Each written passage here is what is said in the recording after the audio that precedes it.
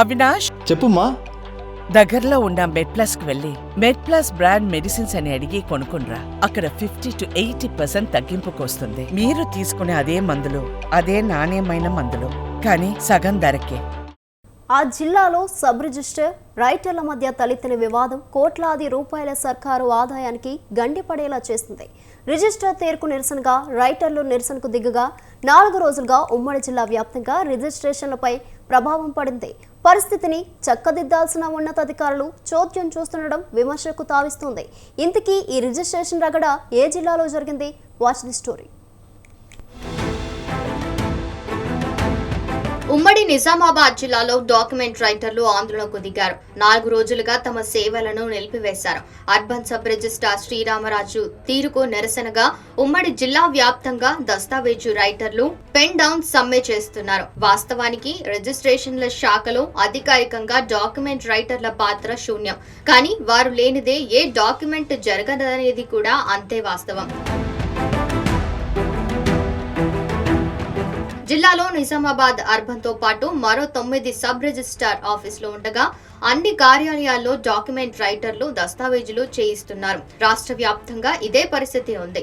అయితే ఎక్కడా లేనిది నిజామాబాద్ జిల్లాలో మాత్రం రైటర్ల లావాదేవీలు నిలిపివేశారు. 4 రోజులుగా తమ కార్యాలయాలు మూసేసి నిరసనలు కొనసాగిస్తున్నారు.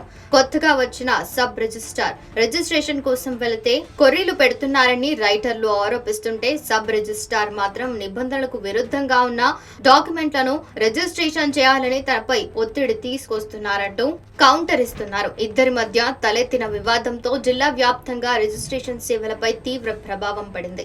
ఫలితంగా ప్రభుత్వ ఆదాయానికి భారీగా గండిపడింది. ప్రతి డాక్యుమెంట్ కు సార్ కొరివి పెడుతుండు జాయింట్ సబ్ రిజిస్ట్రార్ సార్. న్యాయమైన దస్తావేజులు తీసుకపోతే చేయట్లేదు.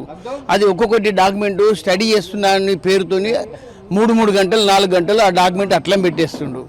మాకు ఇవన్నీ సమస్యలు పరిష్కారం చేయాలని కోరుతున్నాం. 30 గజాలు 50 గజాలకు ప్రతిదానికి పర్మిషన్ అడుగుతుండు. అవన్నీ మేము ఇక్కడికి వెళ్ళి చేస్తాం. పబ్లిక్ బాగా ఇబ్బంది అవుతుంది. మరోవైపు 4 రోజులుగా రైటర్లు పెన్ డౌన్ చేస్తూ ఆందోళన చేస్తుండటంతో ప్రజలు తీవ్ర ఇబ్బందులు పడుతున్నారు.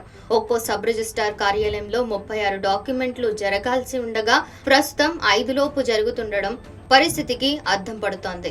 రైటర్ల ఆందోళనల ఫలితంగా రాష్ట్ర ఖజానాకు రావాల్సిన ఆదాయం భారీగా పడిపోయింది. రైటర్లు సబ్ రిజిస్ట్రార్ల మధ్య రగడకు ఫుల్ స్టాప్ పెట్టాల్సిన అధికారులు సైతం జోక్యం చేసుకోకపోవడం లేదు. ఇక్కడ నిజామాబాద్ ఉన్న ప్రజలకు చాలా ఇబ్బంది అవుతున్నది. కాబట్టి మా సబ్ రిజిస్ట్రార్ గారు కొంచెం కళ్ళు తెరవాలి.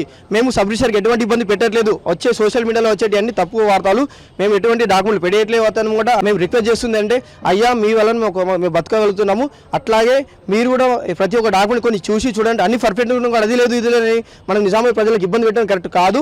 ఇదిలా ఉంటే రైటర్లతో వివాదంపై స్పందించిన సబ్ రిజిస్ట్రార్ రిజిస్ట్రేషన్ల కోసం ప్రజలు నేరుగా కార్యాలయంలో సంప్రదించాలని, దళారులను ఆశ్రయించవద్దని సూచిస్తున్నారు. సబ్ రిజిస్ట్రార్ పేరుతో అదనంగా డబ్బులు అడిగితే సమాచారం ఇవ్వాలని ప్రకటించారు. దస్తావేజు రైటర్లకు కార్యాలయంలోకి అనుమతి లేదని చెప్తున్నారు. ప్రజలకు తెలియజేయనగా మీ యొక్క దస్తావేజ్ మీరు తయారు చేసుకొని ప్రభుత్వ నిబంధనల ప్రకారం ఆన్లైన్ చాలాన్ చెల్లించి మా దగ్గరికి దస్తావేజ్ రిజిస్ట్రేషన్కు వచ్చినట్టయితే మేము ఇద్దరు సాక్షులను తీసుకొని వచ్చినట్టయితే మేము రిజిస్ట్రేషన్ చేస్తాము. ఎవరైనా సబ్ రిజిస్ట్రార్ కార్యాలయం పేరు చెప్పి కానీ జిల్లా రిజిస్ట్రార్ కార్యాలయం పేరు చెప్పి కానీ డబ్బులు వసూలు చేస్తే మీరు డబ్బులు ఇవ్వకండి. దస్తావేజ్ లేఖర్లకు సబ్ రిజిస్ట్రార్కు ఎలాంటి సంబంధం ఉండదు. నిజామాబాద్ జిల్లాలో రిజిస్ట్రేషన్ల రగడపై ప్రభుత్వం జోక్యం చేసుకోవాల్సిన అవసరం ఉంది. ఈ దిశలో చర్యలు చేపట్టకపోతే సర్కార్ ఖజానాకు మరింత గండి ఏర్పడే అవకాశం ఉంది.